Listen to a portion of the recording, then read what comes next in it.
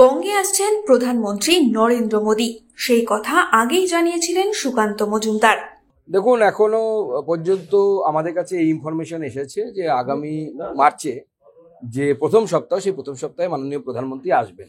আপাতত fixed date হচ্ছে 6 তারিখ। তো 6 তারিখে উনি আসছেন এবং আপাতত স্থান হিসেবে ঠিক আছে হচ্ছে বারাসাত।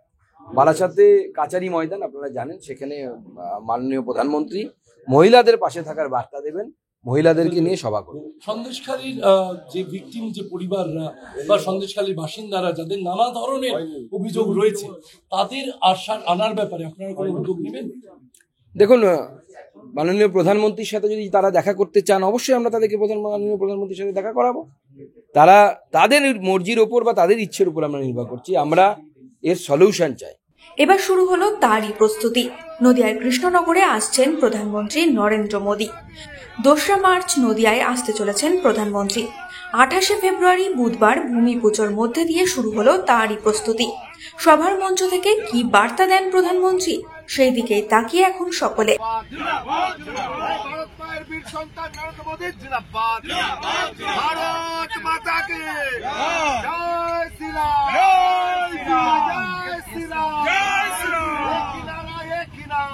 বিশ্বের জননেতা, বিশ্ব বরেণ্য, ভারত মায়ের বীর সন্তান, ভারতবর্ষের যশস্বী প্রধানমন্ত্রী আগামী 2 তারিখ 2 মার্চ কৃষ্ণনগর গভর্নমেন্ট কলেজের মাঠে তিনি একটি ঐতিহাসিক জনসভা করবেন।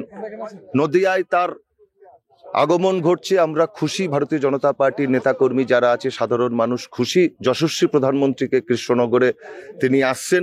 সর্বত আকারে সেই সভা সফল হবে এবং লক্ষ লক্ষ মানুষের সেই সমাবেশে তিনি ভাষণ দেবেন।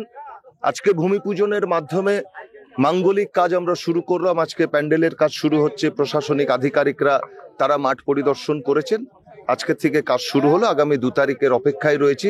আবাল বৃদ্ধ বনিতা কৃষ্ণ নাগরিকরা তার আগমনের অপেক্ষায় রয়েছেন। তিনি কি বার্তা দিয়ে যান, সেটাই এখন আমাদের কাছে প্রেরণা হয়ে দাঁড়াবে। সামনে লোকসভা নির্বাচন কৃষ্ণনগর লোকসভা এবং রানাঘাট লোকসভা আমরা দুটো পাচ্ছি আগামী দিন।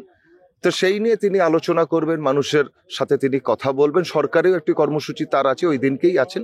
তিনি আসবেন 10টা নাগাদ, তিনি মঞ্চে উঠে ভাষণ দেবেন। আমরা 9টা থেকে সভা শুরু করে দেবো কৃষ্ণনগর গভর্নমেন্ট কলেজের মাঠে।